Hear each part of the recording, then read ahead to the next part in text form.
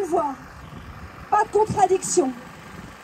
Au niveau du Covid, je ne sais pas vous, si vous avez vu beaucoup de débats contradictoires.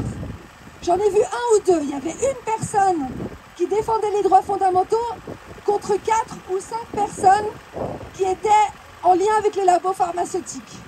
Les débats étaient très équilibrés, comme vous pouvez le constater. Est-ce que j'ai été interviewée sur un plateau pour débattre du sujet en 2 ans?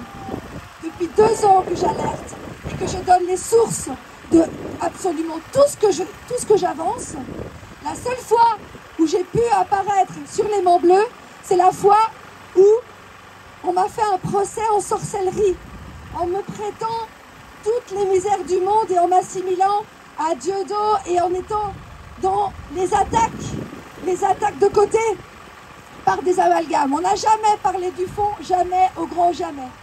Le débat, il ne s'agissait pas qu'il y en ait, puisque avec le débat, malheureusement pour eux, les gens peuvent réfléchir, les gens peuvent se faire leur avis, avoir l'esprit critique. Et à l'école, c'est pareil, il n'y a pas d'esprit critique qui est encouragé. On encourage à être conforme et à suivre l'autorité. Donc maintenant qu'on a survécu à ce 1000 grammes géant, doublé d'une expérience de H, et qu'on a gardé notre esprit, notre humanité, notre sens du contact, notre joie, notre sens de la fête, je vous remercie d'avoir réussi à tenir durant ces 2 années historiques.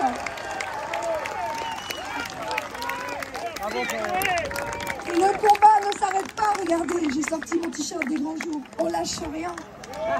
Et on lâchera rien, et je compte sur vous pour continuer le débat vers la vérité et vers l'humanité, les droits humains. Merci à vous. Bravo Chloé, un tonnerre d'applaudissements.